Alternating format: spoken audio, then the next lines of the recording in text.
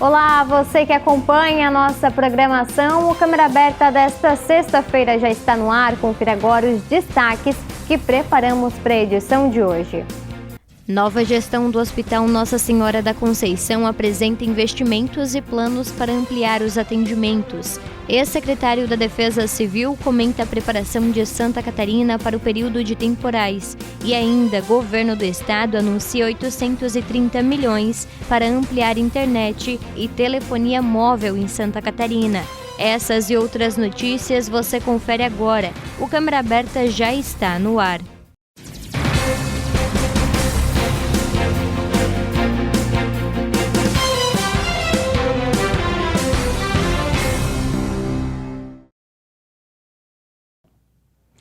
E nós iniciamos essa edição falando sobre a nova administração do Hospital Nossa Senhora da Conceição aqui de Tubarão. Depois de assumir oficialmente a gestão da unidade nesta semana, o Instituto Maria Schmidt, o IMAS, apresentou nesta quinta-feira os planos para o futuro do maior hospital do sul do estado. Entre as novidades estão investimentos em tecnologia, ampliação dos atendimentos e a criação de um novo ambulatório do SUS.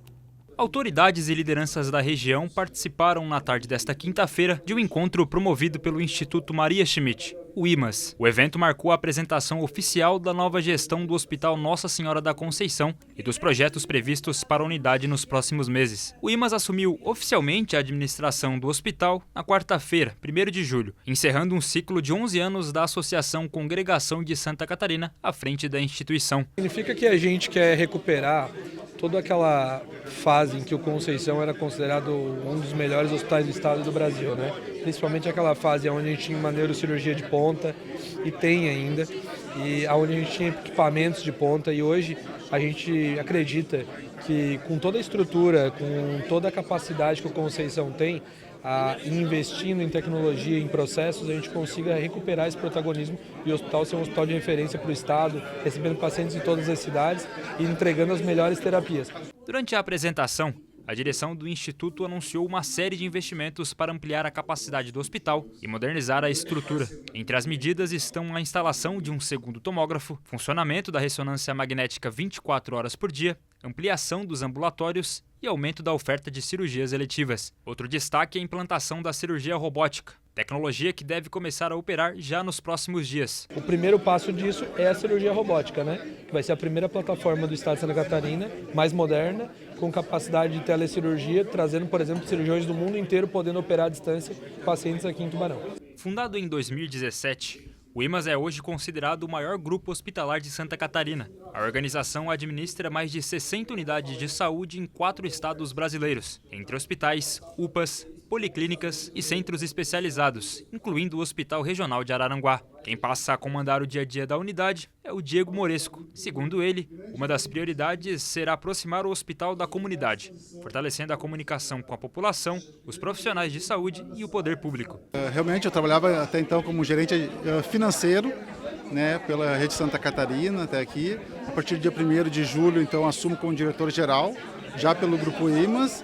E a gente tem uma atuação um pouco diferente. O Grupo IMAS é uma instituição natural de Santa Catarina, então o conhecimento da região, o conhecimento dos colaboradores, dos médicos, facilita muito a interlocução e a comunicação no dia a dia. Tá? Então, a atuação deve ser muito mais próxima, tanto da comunidade quanto dos entes envolvidos, poder público, corpo médico. Essa forma de atuar diferente, mais próxima, com maior empatia, é o que deve ser o diferencial da nova gestão a partir de agora. Além das mudanças na estrutura e na gestão, o Instituto também pretende ampliar o número de atendimentos realizados pelo SUS e buscar novas fontes de receita para equilibrar as contas da instituição. Hoje, cerca de 87% dos atendimentos do hospital são destinados aos pacientes do Sistema Público de Saúde. O IMAS também é a organização escolhida para administrar a nova UPA de Tubarão. A expectativa é que a integração entre a UPA e o Hospital Nossa Senhora da Conceição facilite o fluxo de pacientes e contribua para tornar o atendimento mais ágil na rede pública de saúde do município. Olha, a UPA foi uma licitação, né? Venceu aquela empresa que apresentou o menor preço e a melhor técnica. Juntos formaram uma composição de uma nota e o Instituto Maria Schmidt venceu. Confesso que eu fiquei preocupado de ser, num primeiro momento, né, fiquei preocupado de ser a mesma empresa administrando os dois. Mas depois, vendo qual é a intenção do Instituto com o hospital e com a UPA, e também sabendo que se fossem institutos ou organismos de saúde diferentes que administrassem um e outro, poderia haver aquele embate. Esse aqui é paciente da UPA e não é do hospital, esse aqui é paciente do hospital e não é da UPA. Como vai ser o mesmo, sem dúvida, isso vai ser muito melhor para o tubaronense, porque não vai haver essa discussão de quem é o paciente, porque essa é a mesma instituição que administra as duas casas de saúde. Outra novidade anunciada pela gestão é a ampliação do atendimento ambulatorial. O IMAS negocia a utilização do antigo prédio da Unisul para instalar um novo ambulatório do SUS. A proposta é reunir mais de 25 especialidades médicas em um espaço maior, aumentando a oferta de consultas e tratamentos e liberando áreas do hospital para ampliar outros serviços. É uma realidade, uma negociação que já está bem avançada. A ideia é que todo o nosso ambulatório de SUS seja transferido para lá, com o aumento das especialidades. Hoje a gente tem um grupo de especialidades que atende conosco. A nossa ideia é trabalhar com mais de 25 especialidades, ofertando consultas e tratamentos para a instituição. Para isso, como a nossa área física aqui ela é uma área física limitada, a estratégia foi buscar um ambiente externo capaz de absorver essa capacidade, né, e ofertar esses atendimentos. A ideia é que já nos próximos 2 meses essa parceria seja concretizada e que a gente comece essas mudanças já para esse novo ambiente, para possibilitar o aumento da oferta e da produção que a gente precisa para buscar o equilíbrio do hospital. E agora nós mudamos de assunto e falamos de segurança pública. As principais ocorrências registradas nas últimas 24 horas aqui na nossa região, nós conferimos no quadro a seguir. A Polícia Militar atendeu uma ocorrência de tentativa de homicídio na madrugada desta sexta-feira, no bairro Caçador, em Capivari de Baixo. Ao chegar ao local, os policiais encontraram um homem de 34 anos caído no pátio de uma residência com um ferimento de arma branca na região do tórax. O Corpo de Bombeiros prestou os primeiros socorros e encaminhou a vítima ao hospital. Durante o atendimento médico, o homem informou a identidade do suspeito. A polícia fez buscas pela região, mas o autor não foi encontrado. Uma faca localizada próximo à vítima foi apreendida e o caso será investigado pela Polícia Civil. E um adolescente de 15 anos foi apreendido após fugir de uma abordagem da Polícia Militar durante uma fiscalização de trânsito no centro de Capivari de Baixo. Os policiais deram ordem de parada a uma motocicleta, mas o condutor desobedeceu e fugiu em alta velocidade, avançando preferenciais e colocando pedestres e motoristas em risco. Após o acompanhamento, o veículo foi abordado e os policiais constataram que o condutor era um adolescente sem habilitação. Ele foi encaminhado à delegacia, a motocicleta foi removida ao pátio e os autos de infração foram lavrados. 2 pessoas ficaram feridas em um acidente na BR-101, no bairro Fábio Silva, em Tubarão. Segundo o Corpo de Bombeiros, o condutor de um Ford Fiesta Sedan de 25 anos perdeu o controle da direção ao fazer uma curva e colidiu contra a mureta central da rodovia. A passageira de 19 anos sofreu dores na coluna torácica e lombar e foi atendida pelo SAMU. O motorista também reclamava de dores na região lombar e foi encaminhado ao hospital pelo Corpo de Bombeiros. Após o atendimento, a ocorrência ficou sob responsabilidade da Polícia Rodoviária Federal e da CCR Via Costeira. E um trabalhador de 26 anos morreu após ser atropelado enquanto realizava a coleta de lixo em Içara.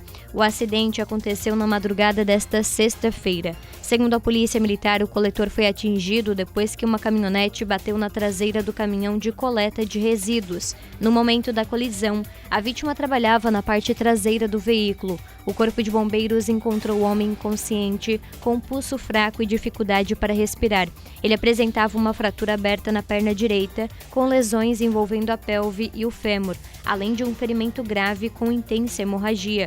A equipe recebeu apoio da Unidade de Suporte Avançado do SAMU durante o atendimento. A vítima foi encaminhada ao Hospital São Donato, mas não resistiu à gravidade dos ferimentos e morreu durante o atendimento médico. De acordo com a Polícia Militar, o motorista da caminhonete de 46 anos apresentava sinais visíveis de embriaguez e confessou ter ingerido bebida alcoólica antes do acidente. Os policiais também informaram que não havia marcas de frenagem nem indícios de tentativa de desvio no local da batida.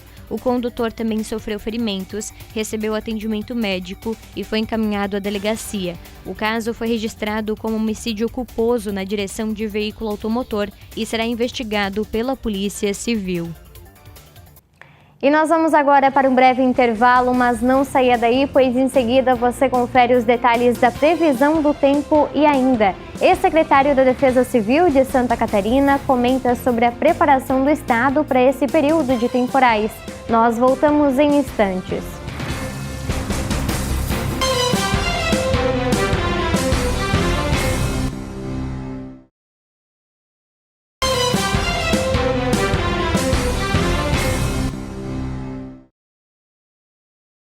Estamos de volta com Câmera Aberta desta sexta-feira e agora nós vamos conferir os detalhes da previsão do tempo para esse fim de semana.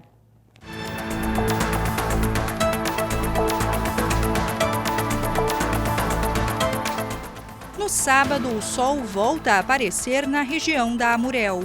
Em Tubarão, a mínima prevista é de 5 e a máxima de 15 graus.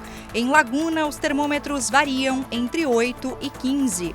Em Imbituba, a mínima será de 7 e a máxima também de 15 graus. Em Gravatal, as temperaturas oscilam entre 5 e 15. Jaguaruna terá mínima de 10 e máxima de 15 graus. E em Pescaria Brava, a previsão indica mínima de 5 e máxima também de 15 graus. No domingo, o tempo segue estável na região. Em Tubarão, a mínima prevista é de 8 e a máxima não passa dos 16 graus. Em Laguna, os termômetros variam entre 10 e 16. Em Imbituba, a mínima será de 9 e a máxima de 16. Em Gravatal, as temperaturas oscilam entre 7 e 17. Jaguaruna terá mínima de 12 e máxima de 16. E em Pescaria Brava, a previsão indica mínima de 8 e máxima também de 16 graus.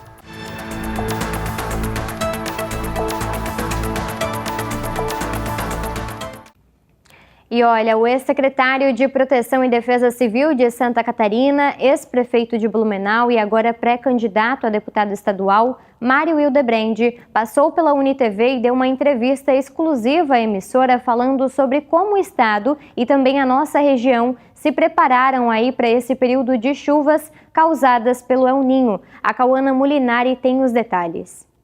Oi, Isabel. Pois é, a gente está passando aí nessa semana por um período de bastante chuva aqui no estado de Santa Catarina, temporais em várias regiões do estado.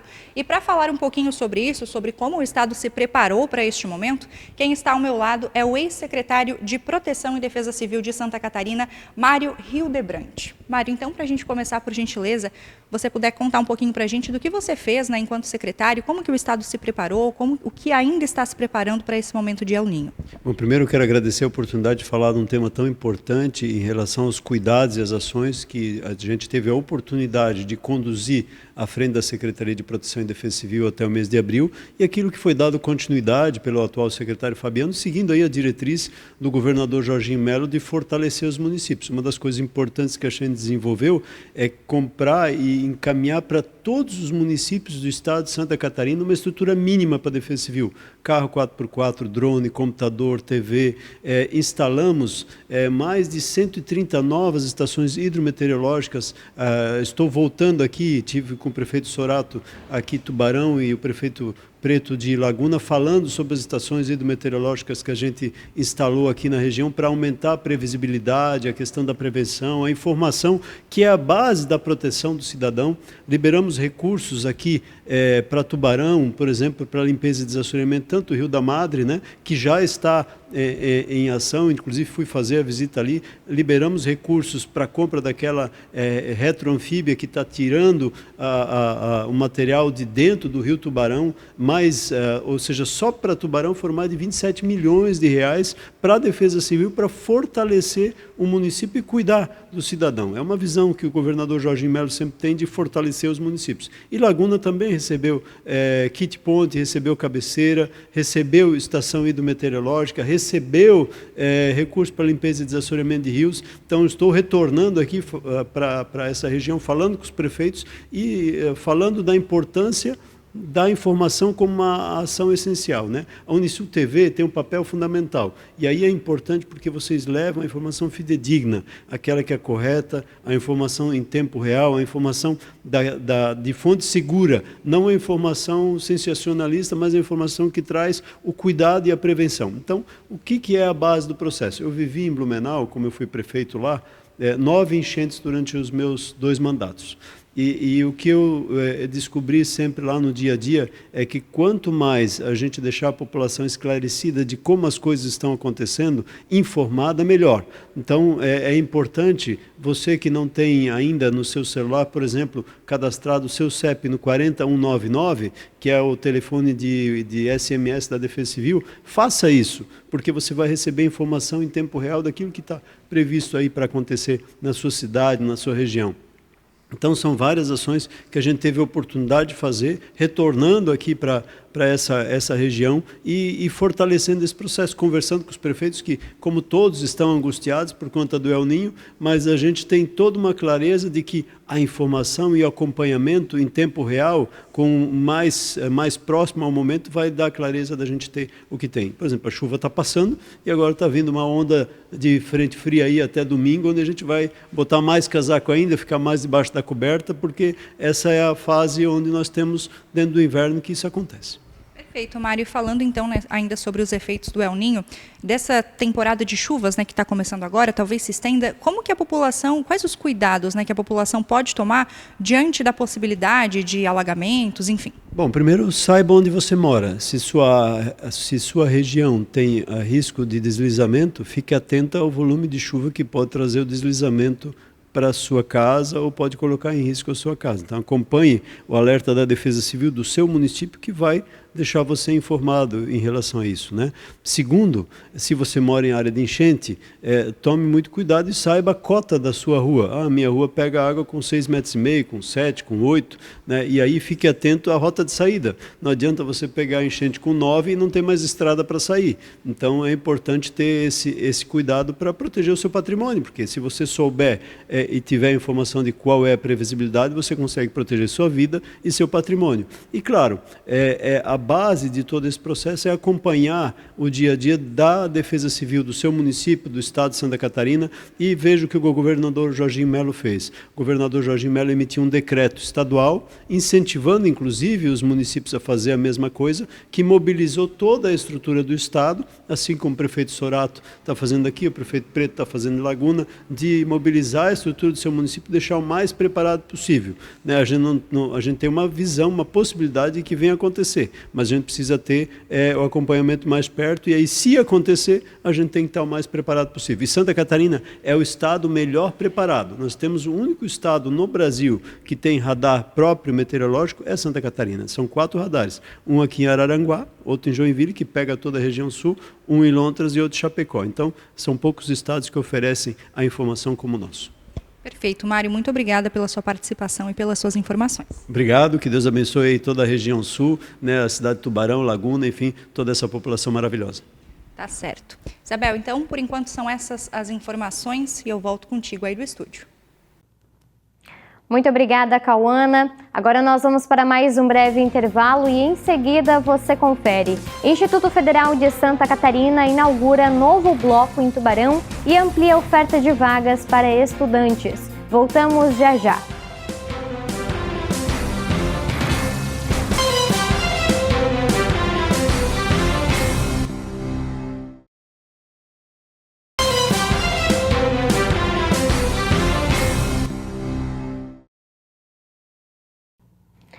Estamos de volta e olha, o governo de Santa Catarina anunciou um investimento de 830 milhões de reais para ampliar a cobertura de internet e telefonia móvel no estado. O programa prevê a instalação de novas antenas e a expansão da fibra ótica em áreas rurais, pequenos municípios e rodovias estaduais.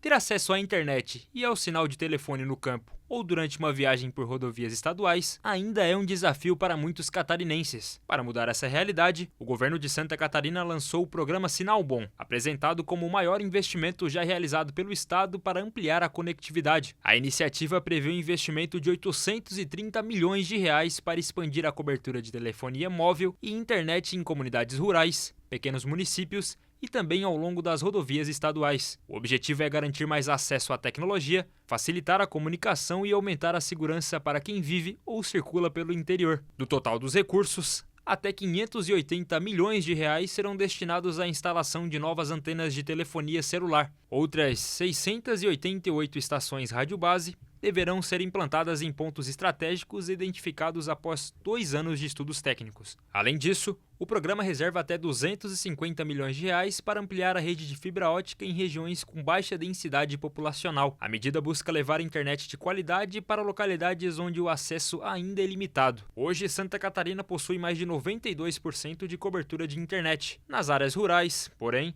esse índice cai para pouco mais de 48%. Com os investimentos, a expectativa do governo do estado é elevar a cobertura total para cerca de 99,4%. O programa Sinal Bom será coordenado pela Secretaria de Estado da Agricultura e Pecuária, em parceria com a Secretaria da Fazenda e a Celesc. E nesta semana, alunos da rede pública de Tubarão estão tendo aulas lúdicas sobre educação tributária. O projeto é uma iniciativa dos tributaristas do Sul. Leonardo Farias, um dos embaixadores do movimento, falou sobre como essas aulas funcionam e como esse assunto, considerado difícil até mesmo para os adultos, é passado de forma divertida aos pequenos. O movimento Tributaristas do Sul, ele surge com o objetivo de transformar o conhecimento tributário de modo acessível a toda a população. É um movimento idealizado pela doutora Norma Martins e, especificamente para as crianças, ele visa aproveitar a oportunidade de um momento de transição da reforma tributária, que é o período que nós estamos vivendo, com a idade das crianças e adolescentes, que quando a reforma estiver em plena vigência, ou pelo menos a maior parte dela, essas crianças estarão ingressando no mercado de trabalho e mais do que nunca é importantíssimo que elas tenham pelo menos uma consciência da importância de uma boa educação tributária e também de uma educação financeira para o seu futuro, tanto profissional quanto também pessoal. Os alunos aprendem de uma forma lúdica a importância, primeiro, de ter um bom planejamento financeiro e também com relação à reforma tributária e aspectos tributários, que tudo que eles compram, todos os serviços que são prestados, tem algum tributo embutido naquele serviço ou naquele produto que é adquirido. Então, desde situações rotineiras do dia a dia, como fazer uma compra, ou alguém quando vai prestar um serviço, seja um serviço de conserto de algum equipamento, de um automóvel, tem um tributo embutido naquilo e esses valores, eles são revertidos em prol da sociedade para políticas públicas, para a educação, para a saúde, para a segurança. Por exemplo, numa sala de aula, as carteiras que as crianças utilizam, o professor que é remunerado, isso tudo é proveito daquilo que é recolhido, ou pelo menos que o Estado arrecada a título de impostos, de tributos. Nós procuramos trazer esse conhecimento de uma forma lúdica e também adaptado à realidade daquela turma que nós estamos ministrando a aula.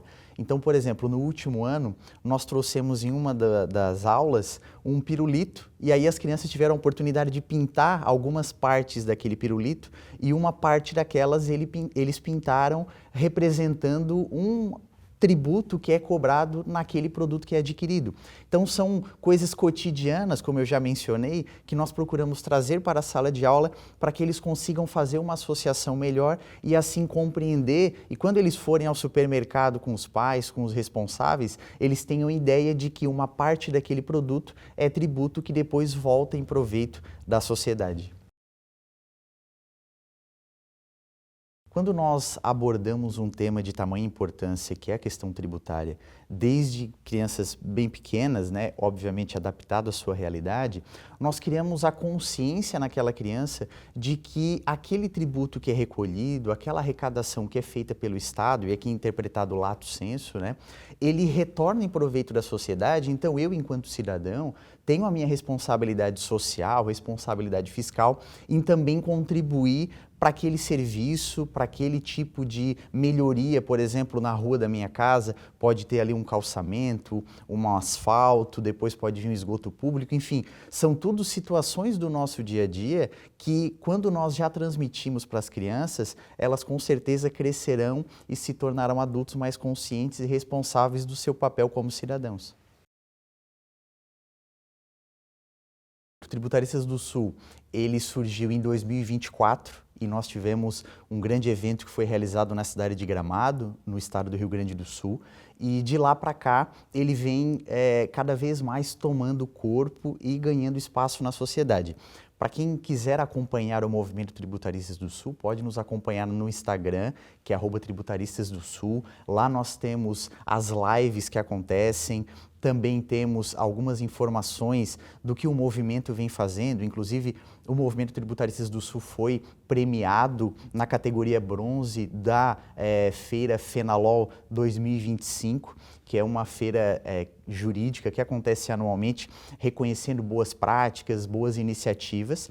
E, além disso, das lives, também das participações enquanto difundir o conhecimento tributário, tivemos também, e eu peço licença para mostrar a obra Reforma Tributária Agora, que foi capitaneada pela doutora Norma Martins, e tem vários especialistas que escreveram cada capítulo deste livro, onde também é possível aqueles que assim se interessarem adquirir o livro acessando lá o nosso Instagram, e também para aqueles que desejam ser o embaixador do Tributaristas do Sul, independente de qual região estão aqui do nosso país, podem também acessar a nossa rede social e lá nós teremos as instruções para aqueles que assim desejarem. E o Câmera Aberta fica por aqui. Outras notícias você confere no nosso portal unitv.com.br, e para acompanhar o nosso telejornal e também todas as nossas reportagens, é só acessar o canal do YouTube, @UniTVSC. Continue assistindo a nossa programação. Muito obrigada pela companhia, uma boa tarde e até mais.